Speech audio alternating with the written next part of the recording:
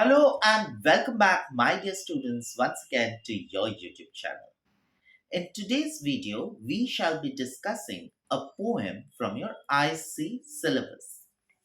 All right. Your poems are in the book Rhapsody, a collection of ISC poems, and the poem that I'm going to do today is called "Death of a Naturalist" by Seamus Heaney. All right. But before I begin, please do not forget to give me a like and subscribe to my YouTube channel only if it is helping you score good marks in your exam. Okay. So without further ado, let's get started. I am on page 16 about the poem. Third paragraph about the poet. Heaney was and is still recognized as one of the principal contributors to poetry in Ireland. Okay, after that, you come down to page 16, that very paragraph, the second last sentence. Upon his death in 2013, The Independent described him as probably the best known poet in the world. Such was his poetic, caliber that he made a profound impact in the world. Among his best known works is Death of a Naturalist, which was written and published in 1966, his first major published volume. It consists of 34 short poems and is largely concerned with childhood experiences and the formulation of adult identities, family relationships, and rural life. Death of a Naturalist, the collection's second poem, details the exploits of a young boy collecting frog spawn from a flax dam. The narrator remembers everything he saw and felt at those times. He then remembers his teacher telling him all about frogs in a section that speaks volumes about childhood innocence. Finally, we hear about a trip to the flax dam that went wrong. He feels threatened by the grown up frogs. His interest in nature has gone. That is the death of a naturalist, as suggested in the poem's title.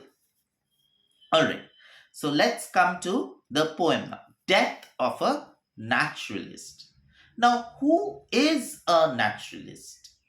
A naturalist is a person who studies nature. In fact, he is a person who studies plants and animals in his natural surrounding. So, what does the poet means by the death of such a person? Let us see while doing the poem. All the year, the flax dam festered in the heart of the low townland. Green and heavy headed, flax had rotted there, weighted down by huge swords. So, all the year, throughout the year, it's a routine activity. The flax dam. Flax, is a plant fiber from which, a plant whose fiber is used to make linen.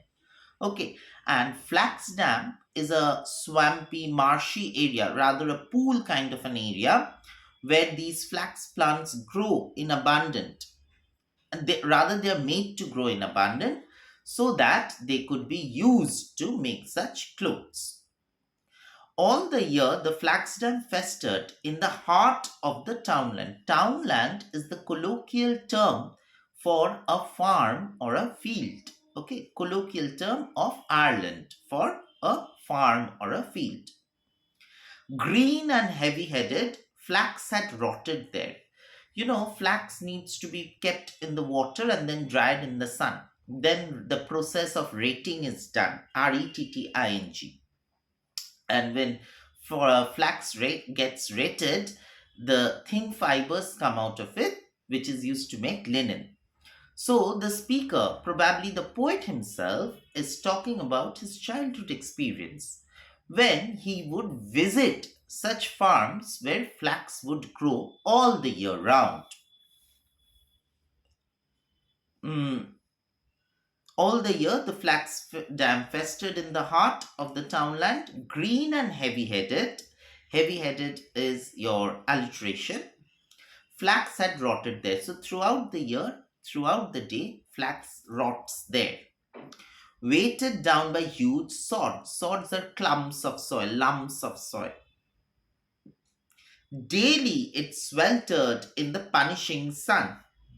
Punishing sun, personification. Sun is said to be punishing because of the rays of the sun. Sun shines brightly, and therefore the sunlight is used to, keep the flax out in the open so that it dries up quickly. So, punishing sun. Bubbles gurgled delicately. Blue bottles wove, these are all insects. Blue bottles wove a strong gauze of sound. So, auditory imagery. Strong gauze of sound around the smell. There were dragonflies, spotted butterflies, but best of all was the warm, thick slobber of frog spawn that grew like clotted water in the shade of the banks. So he's describing the scene. The speaker here is describing the scene at a typical flax farm. What does he say? There are blue bottles, small insects. They keep moving around making different sounds. Then there are butterflies, there are spotted butterflies, there are dragonflies. Okay, but amidst all of this, what mostly captivated the speaker was the slobber of frog spawn. Frog spawn is, jelly like eggs of a frog that have not hatched into tadpoles. Okay, small tadpoles, baby frogs. And slobber is your saliva that comes out from the mouth.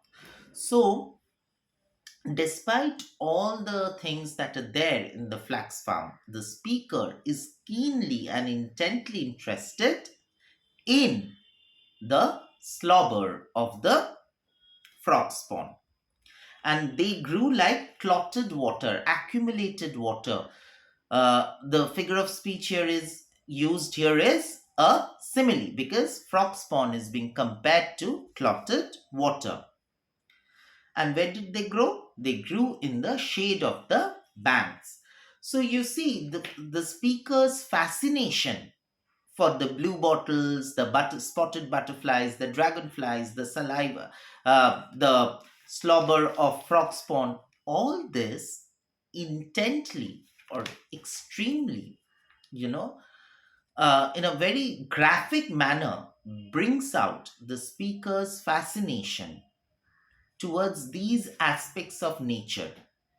And it indirectly points out his curiosity, the curiosity that he had as a child, as an innocent child within him, because he was intently interested in finding out the life cycle of a frog.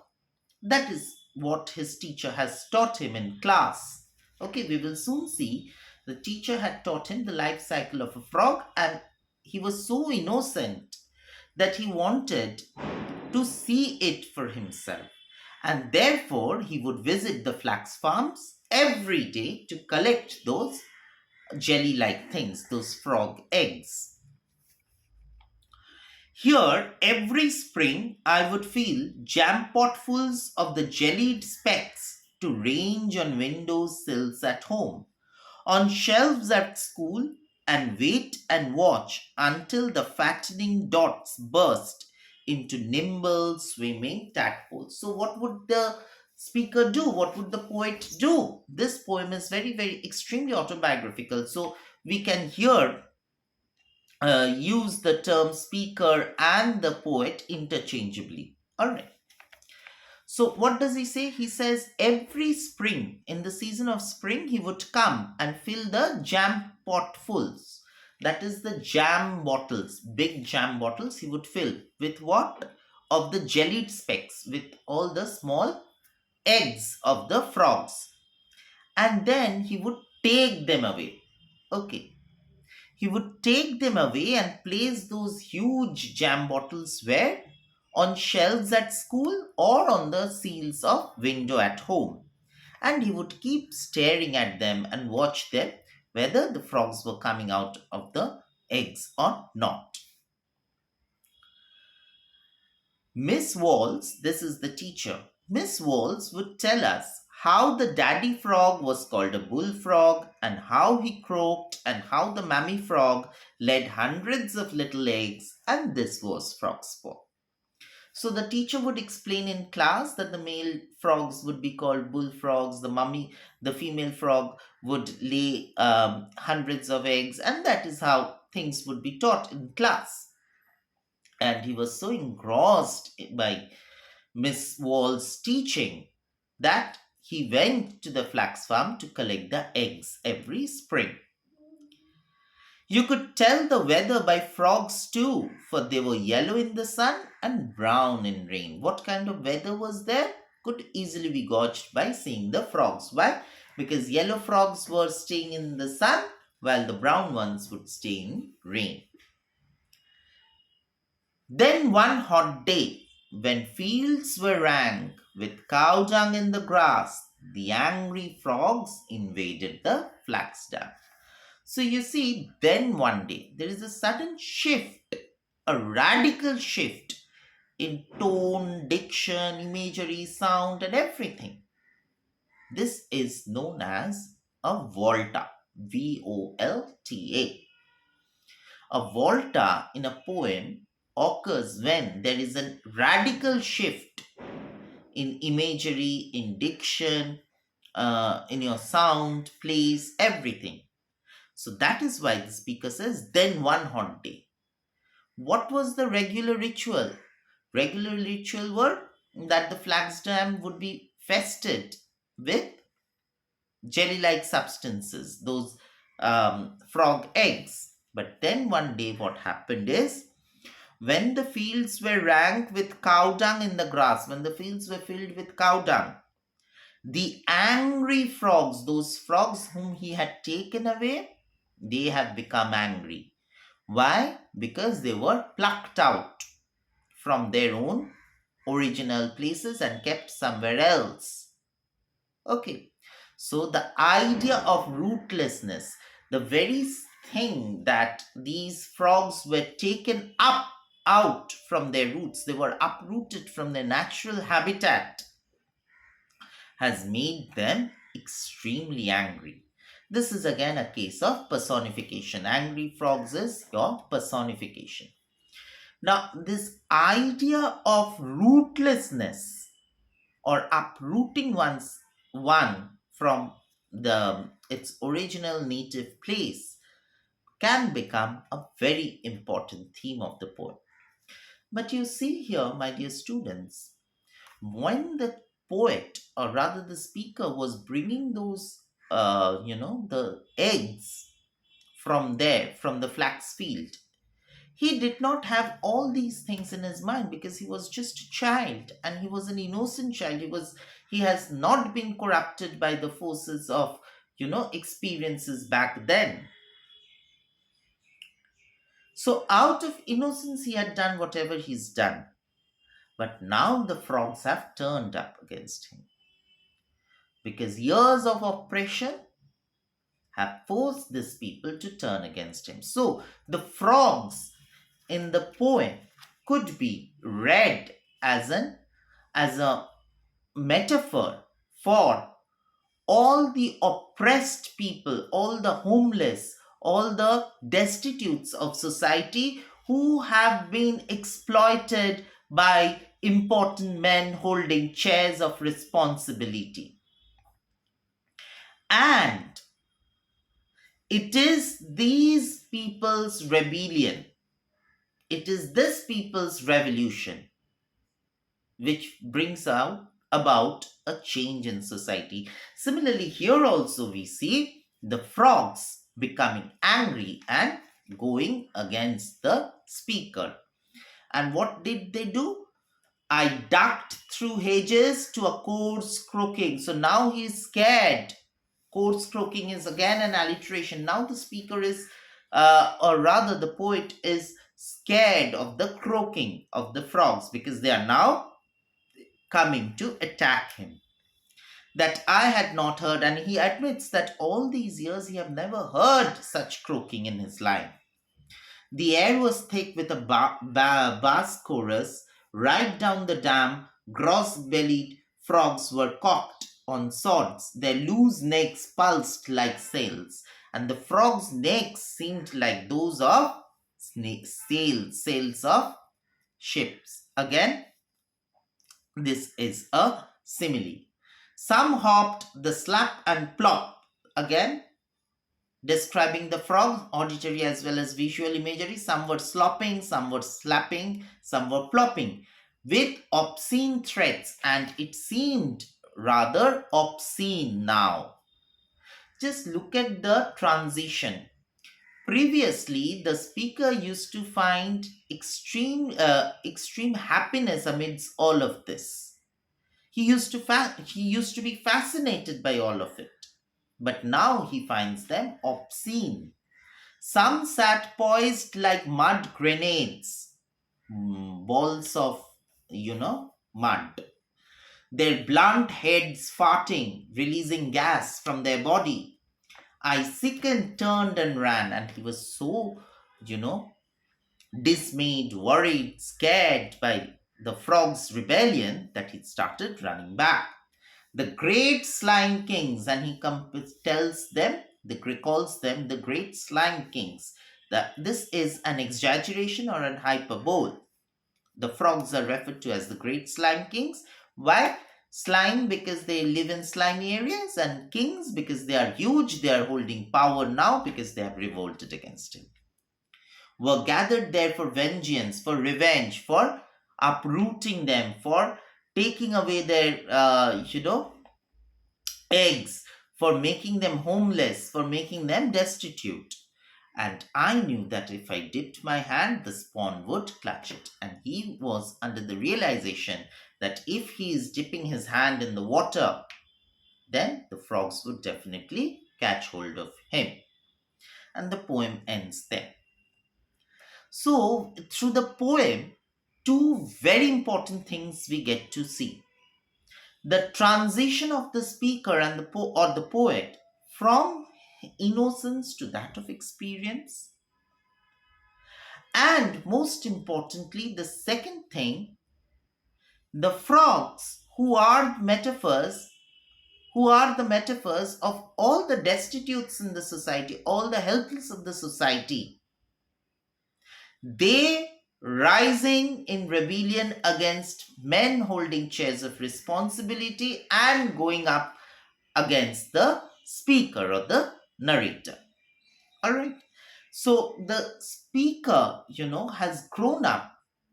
We see in the course of the poem, the speaker grows up in between the interim period of the first and the second stanza, and that is why the volta is important here. Then one hot day in the second stanza. The volta was preparing us for this radical shift and for the growing up of the speaker. And then we see his journey from innocence to experience. That the innocent, curious child who was extremely curious because his science teacher has taught him the life cycle of a frog, now become disillusioned and a fearful individual because he had understood the duality of nature, from enchantment to that of repulsion. So, what are the themes of the poem? It is the transition of the speaker from innocence to experience.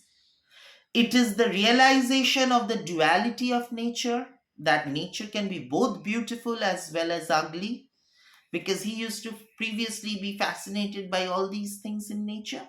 Now he is finding it extremely quote unquote obscene. So, the death of the naturalist, the title, is indicative of the content of the poem. What is it? The death of innocence, the birth of experience, the birth of realization. All right. And as I told you, the most another most important theme it talks about of uprootedness, taking one out from one's own roots. All right. So that's all for today, my dear students. I hope I could have provided you with, the most easiest explanation possible of this poem, because the poem is a pretty complex one and it is loaded with several images. All right. So if you find this video helpful and most importantly easy to understand and helping you to write better answers in your exams, do not forget to give me a like and subscribe to my channel. It should keep me motivated. All right. So see you in the next video. Take very good care of your health till then. Have lots of fun. Goodbye.